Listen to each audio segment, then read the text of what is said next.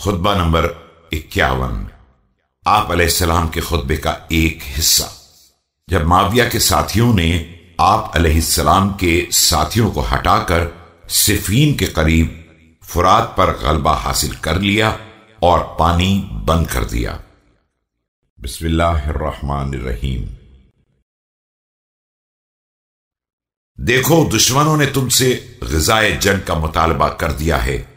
اب یا تو تم ذلت اور اپنے مقام کی پستی پر قائم رہ جاؤ، یا اپنی تلواروں کو خون سے سیراب کر دو اور خود پانی سے سیراب ہو جاؤ۔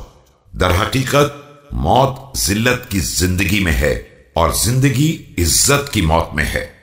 آگاہ ہو جاؤ کہ معاویہ گمراہوں کی ایک جماعت کی قیادت کر رہا ہے جس پر تمام حقائق پوشیدہ ہیں، اور انہوں نے جہالت کی بنا پر اپنی گردنوں کو تیر اجل کا نشانہ بنا دیا ہے۔